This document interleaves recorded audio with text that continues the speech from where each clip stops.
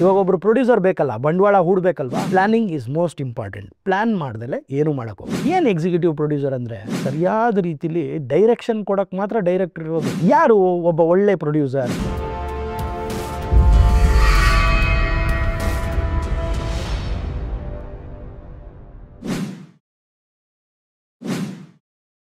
Investing in cinemas without cinema knowledge is injurious to you, your family, and the audience too.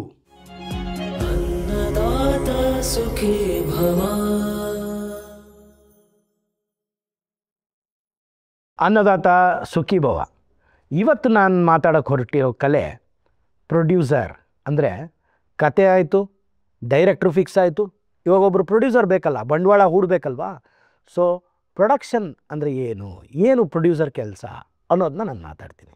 ಏನು ಅಂದರೆ ಇವಾಗ ಪ್ರೊಡ್ಯೂಸರ್ನ ನಾವು ಹಡಗು ಅಂತ ಹೇಳ್ಬಿಟ್ಟಿದ್ದೀವಿ. ಹಡಗು ಅಂದಮೇಲೆ ಏನು, 10 ಜನರನ್ನ ಅಂದರೆ ಕನ್ಸೊತ್ಕೊಂಡು ಹೋಗೋರನ್ನೆಲ್ಲರನ್ನೂ ಕೂರಿಸ್ಕೊಂಡು ಇಲ್ಲಿಂದ ನೆಕ್ಸ್ಟ್ ಡೆಸ್ಟಿನೇಷನ್ ಕರ್ಕೊಂಡು ಹೋಗುವಂಥ ಒಂದು ಹಡಗದು. ಬಟ್ ಅದನ್ನ ಡ್ರೈವ್ ಮಾಡೋರು ಯಾರು ಅಂದರೆ ಅದು ನಮ್ಮ ಡೈರೆಕ್ಟ್ರು, ಕ್ಯಾಪ್ಟನ್ ಆಫ್ ದ ಶಿಪ್. ನಾನು ಮುಂಚೆನೇ ಒಂದು ಕಡೆ ಹೇಳಿದ್ದೆ, ಅಪ್ಪಂಗೆ ಹೋಲಿಸಿದ್ದೆ. ಯಾರನ್ನ? ಅನ್ನದಾತ್ರನ ಅಂದರೆ ಪ್ರೊಡ್ಯೂಸರ್ನ ಅಪ್ಪಂಗೆ ಹೋಲಿಸಿದ್ದೆ, ಡೈರೆಕ್ಟ್ರನ್ನ ಅಮ್ಮಂಗೆ ಹೋಲಿಸಿದ್ದೆ. ಇವಾಗ ಡೈರೆಕ್ಟ್ರ್ ಏನು ಮಾಡ್ತಾರೆ, ಕತೆ ಆಯಿತು ಸರ್, ಈ ಥರ ನಾನು ತಕ್ಕೊಡ್ತೀನಿ ಸಿನಿಮಾ, ಇಂತಿಷ್ಟು ದಿನದಲ್ಲಿ ತಕ್ಕೊಡ್ತೀನಿ ಅಂಥೇಳಿ ಪ್ರಯಾಣ ಬೆಳ್ಸೋಕ್ಕೆ ಸ್ಟಾರ್ಟ್ ಮಾಡ್ತಾರೆ. ಆವಾಗ ಫಸ್ಟು ಒಂದು ಲಿಸ್ಟ್ ಕೊಡ್ತಾರೆ, ಈ ಥರದ್ದೆಲ್ಲ ಬೇಕು ಅಂತ. ಅಮ್ಮ ಒಂದು ಲಿಸ್ಟ್ ಕೊಟ್ಟರೆ ಅಪ್ಪ ಅದನ್ನೆಲ್ಲ ಒದಗಿಸ್ಕೊಡ್ಬೇಕು. ಅಪ್ಪ ಅದನ್ನೆಲ್ಲ ಒದಗಿಸ್ಕೊಡೋಕ್ಕೆ ಅಪ್ಪ ಒಬ್ಬರೇ ಹೋಗಿ ಮಾಡ್ತಾರಾ ಅಂದರೆ ಇಲ್ಲ, ಅಪ್ಪನ ಜೊತೆ ಆ ಒಂದು ಫಂಕ್ಷನ್ಗೆ ಒಂದು ಟೀಮ್ ಅಂತ ಇರುತ್ತೆ. ಏನದು ಟೀಮು ಅಂದರೆ, ಪ್ರೊಡ್ಯೂಸರ್ ಒಬ್ಬರೇ ಆದರೆ ಅವರು ಇದನ್ನೆಲ್ಲ ಒದಗಿಸ್ಕೊಡ್ತಾರೆ. ಆದರೆ ಅವ್ರ ಜೊತೆಗೆ ಕೈ ಜೋಡ್ಸೋಕ್ಕೆ ಯಾರಾದರೂ ಬಂಡವಾಳ ಒಂದು ಸ್ವಲ್ಪ ಹೂಡ್ತಾ ಇದ್ದಾರೆ ಅಂದರೆ ಕೋ ಪ್ರೊಡ್ಯೂಸರ್ ಅಂತ ಒಬ್ಬರು ಬರ್ತಾರೆ. ಅಂದರೆ ಇವರು ಮ್ಯಾಕ್ಸಿಮಮ್ ಬಂಡವಾಳ, ಸ್ವಲ್ಪ ಮಟ್ಟಿನ ಬಂಡವಾಳ ಹಾಕ್ತೀನಿ ಅಥವಾ ಈಕ್ವಲ್ ಶೇರಲ್ಲಿ ಹಾಕ್ತೀವಿ ಅಂದ್ರೂ ಕೋ ಪ್ರೊಡ್ಯೂಸರ್ ಅಂತ ಒಬ್ಬರು ಬರ್ತಾರೆ. ಇಲ್ಲದೆ ಹೋದರೆ ಒಬ್ಬರೇ ಬಂಡವಾಳ ಹೂಡೋಂಗಿದ್ರೆ ಪ್ರೊಡ್ಯೂಸರ್. ಅದಾದಮೇಲೆ ನೆಕ್ಸ್ಟ್ ಯಾರು ಬರ್ತಾರೆ ಆ ಟೀಮಲ್ಲಿ ಎಕ್ಸಿಕ್ಯೂಟಿವ್ ಪ್ರೊಡ್ಯೂಸರ್ ಅಂತ ಬರ್ತಾರೆ. ಏನು ಎಕ್ಸಿಕ್ಯೂಟಿವ್ ಪ್ರೊಡ್ಯೂಸರ್ ಅಂದರೆ ಪ್ರೊಡ್ಯೂಸರ್ ಬಂಡವಾಳ ಹೂಡಿರೋದನ್ನ ಎಕ್ಸಿಕ್ಯೂಟಿವ್ ಪ್ರೊಡ್ಯೂಸರ್ ಪ್ರತಿಯೊಂದು ಡಿಪಾರ್ಟ್ಮೆಂಟ್ಗೆ ಎಕ್ಸಿಕ್ಯೂಟ್ ಮಾಡಬೇಕು. ಆ ಜಾಬ್ನ ಏನೇನು ಪ್ರೊಕ್ಯೂರ್ಮೆಂಟ್ ಬೇಕು, ಯಾರ್ಯಾರಿಗೆ ಏನೇನು ಪೇಮೆಂಟ್ ಆಗಬೇಕು, ಅದನ್ನೆಲ್ಲ ನೋಡ್ಕೊಳ್ಳೋ ಅಂಥ ಕೆಲಸ ನಮ್ಮ ಎಕ್ಸಿಕ್ಯೂಟಿವ್ ಪ್ರೊಡ್ಯೂಸರ್ ಇರುತ್ತೆ. ಎಕ್ಸಿಕ್ಯೂಟಿವ್ ಪ್ರೊಡ್ಯೂಸರ್ ಅಂದರೆ ಅವ್ರ ಕೆಳಗೆ ಯಾರು ಇರ್ತಾರೆ ಅಥವಾ ಅವ್ರ ಜೊತೆಗೆ ಯಾರು ಕೆಲಸ ಮಾಡ್ತಾರೆ ಅಂದರೆ ನಮ್ಮ ಪ್ರೊಡಕ್ಷನ್ ಮ್ಯಾನೇಜರ್ ಅಂತ ಇರ್ತಾರೆ. ಅವ್ರ ಪ್ರೊಡಕ್ಷನ್ ಮ್ಯಾನೇಜರ್ ಕೆಲಸ ಏನು, ಅವತ್ತಿನ ದಿನ ಒಂದು ದಿನದ ಶೆಡ್ಯೂಲು ಏನಿದೆ ಆ ಈವೆಂಟನ್ನು ಕರೆಕ್ಟಾಗಿ ಮ್ಯಾನೇಜ್ ಮಾಡಿಕೊಡೋದು. ಅಂದರೆ ಎಕ್ಸಾಕ್ಟಾಗಿ ಏನು ನಡಿಬೇಕು ಅನ್ನೋ ಪರಿವೇ ಅವ್ರಿಗಿರುತ್ತೆ, ಅದರದ್ದು ಶೆಡ್ಯೂಲ್ ಅವ್ರಿಗೆ ಗೊತ್ತಿರುತ್ತೆ. ಸೊ ಅದನ್ನು ನೀಟಾಗಿ ನಡೆಸ್ಕೊಡ್ಬೇಕು. ಅವತ್ತಿನ ದಿನ ಏನೇನು ಅಮ್ಮ ಅದನ್ನೆಲ್ಲ ಡಬ್ಬಿಲಿ ಹಾಕಿಟ್ಟಿದ್ದಾರಲ್ವ, ಅಮ್ಮ ಎಲ್ಲ ಡಬ್ಬಿಲಿ ಹಾಕಿಟ್ಟಿದ್ದಾರೆ, ಅದು ಎಷ್ಟೆಷ್ಟು ಏನೇನು ಕ್ವಾಂಟಿಟಿಲಿ ಏನೇನು ಬೇಕು ಅವತ್ತಿಗೆ.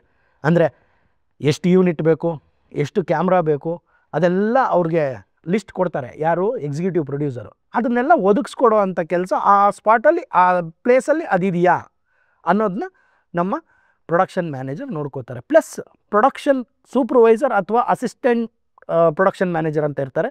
ಅವ್ರ ಜೊತೆಗೆ ಪ್ರೊಡಕ್ಷನ್ ಅಸಿಸ್ಟೆಂಟ್ಸ್ ಅಂತ ಇರ್ತಾರೆ. ಇವರೆಲ್ಲ ಏನು ಅಂದರೆ ಸ್ಪಾಟಲ್ಲಿ ಅವತ್ತಿನ ದಿನಕ್ಕೆ ಏನೇನು ಒದಗಿಸ್ಕೊಡ್ಬೇಕೋ ಆ ಕೆಲಸಗಳನ್ನ ತಂದು ಒದಗಿಸ್ಕೊಡ್ಬೇಕು. ಯಾವುದೇ ಆಗಿರ್ಬೋದು, ಅದು ಪ್ರಾಪರ್ಟೀಸ್ ಆಗಿರ್ಬೋದು, ಇನ್ನೊಂದಾಗಿರ್ಬೋದು, ಲೊಕೇಶನ್, ಅದೆಲ್ಲ ಮುಂಚೆನೇ ಪ್ಲ್ಯಾನಿಂಗ್ ಆಗೋಗಿರುತ್ತೆ. ಬಟ್ ಅವತ್ತಿನ ದಿನ ಒದಗಿಸ್ಕೊಡೋ ಅಂಥ ಕೆಲಸಗಳನ್ನ ನಮ್ಮ ಪ್ರೊಡಕ್ಷನ್ ಟೀಮ್ ಮಾಡುತ್ತೆ.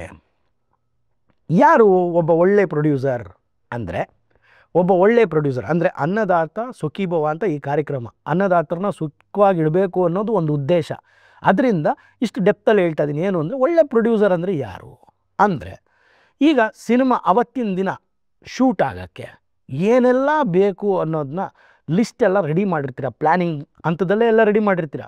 ಆ ಪ್ಲ್ಯಾನಿಂಗ್ ಹಂತದಲ್ಲೇ ರೆಡಿ ಮಾಡಿದಾಗ ಬಜೆಟ್ನ ಕರೆಕ್ಟಾಗಿ ಪ್ಲ್ಯಾನ್ ಮಾಡಿ, ಫಸ್ಟೇ ಆ ಬಜೆಟ್ನ ಒಂದನ್ನು ಕರೆಕ್ಟಾಗಿ ಆ ಸಿನಿಮಾ ಪ್ರಮೋಟ್ ಆಗಿ ರಿಲೀಸ್ ಆಗಿ ಅದು ಟೋಟಲಾಗಿ ಸಿನಿಮಾ ಥಿಯೇಟ್ರಲ್ಲಿ ನಡೆಯೋ ಅಷ್ಟರ ತನಕನೂ ಬಜೆಟಿಂಗ್ ನೀವು ಫಸ್ಟೇ ಮಾಡ್ಕೊಂಡಿದ್ದರೆ ನಿಮಗೆ ಅನುಕೂಲ ಆಗುತ್ತೆ. ಅಷ್ಟು ಬಜೆಟ್ದು ದುಡ್ಡು ನೀವು ಇಟ್ಕೊಂಡು ಸಿನಿಮಾ ಶುರು ಮಾಡಿದ್ರೆ ಕ್ಲೀನಾಗಿ ಸುಲಭವಾಗಿ ಒಂದು ಫಿಲಮ್ನ ತೆಗೆದು ಅದನ್ನ ಥಿಯೇಟ್ರಿಗೆ ತೊಗೊಂಡೋಗಿ ಜನರ ಮುಂದೆ ತೋರಿಸಿ ಲಾಭನೂ ಮಾಡ್ಕೋಬೋದು. Planning is most important. Plan ಮಾಡ್ದಲೆ ಏನೂ ಮಾಡೋಕ್ಕೋಗ್ಬೇಡಿ. ಯಾರು ಒಬ್ಬ ಒಳ್ಳೆ ಪ್ರೊಡ್ಯೂಸರ್ ಹೆಂಗೆ ಆಗ್ಬೋದು ಅಂದರೆ, ಫಸ್ಟ್ ಆಫ್ ಆಲ್ ಕೂತ್ಕೊಂಡು ಪೇಪರ್ ವರ್ಕ್ ಮಾಡಬೇಕು. ಏನು ಪೇಪರ್ ವರ್ಕು?